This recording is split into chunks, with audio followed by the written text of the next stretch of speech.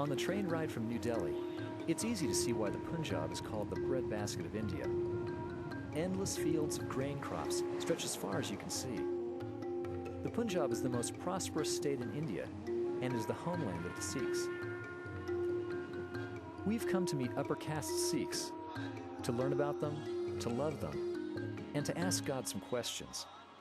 How can Sikhs come to know Jesus and worship him in a way that lifts him up as Lord, and yet is an expression of the unique culture of the Sikhs?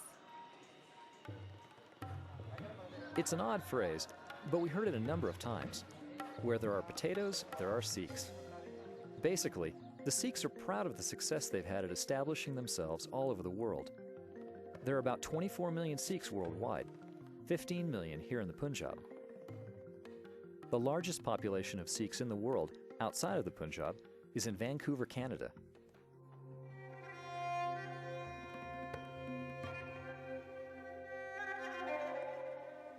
Sikhs are easy to spot on the street. Their turbans and beards give them instant recognition wherever they live. In fact, many of us in the West confuse Sikhs with Muslims, much to the dismay of the Sikhs. The symbols of Sikhism are called the 5 Ks. They are worn by both men and women.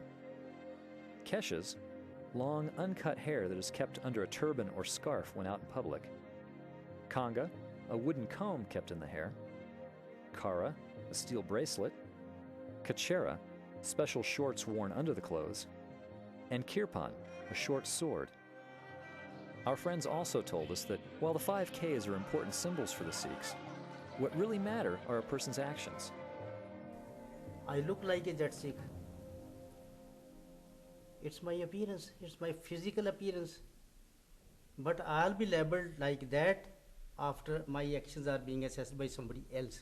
Okay, he's like a Jet Sikh, he's not.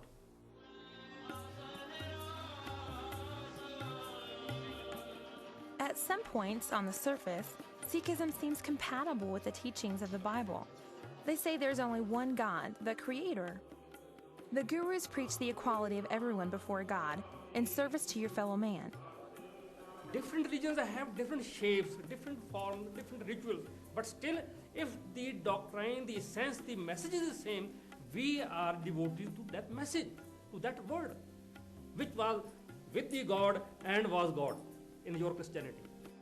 It's startling to hear the Bible quoted, but reinterpreted like that. They don't want to convert us, but they'd strongly disagree with our belief in Jesus as the way, the truth, and the life. It's somewhat of a cliche to see these wheat fields and remember Jesus telling his disciples that the fields are ripe for harvest. But that's what we believe. Day after day, as we spent time with our friends, heard their hopes, dreams, fears, felt their love and acceptance, we couldn't help but have our hearts break for them. We can't look down on the Sikhs, but we can hold up Jesus Christ, the one mediator between God and mankind, our only hope for an eternity that does exist, an eternity that will someday include representatives from the Sikhs, if we trust the testimony of Scripture. After this, I looked, and there before me was a great multitude that no one could count, from every nation, tribe, people, and language, standing before the throne and in front of the Lamb.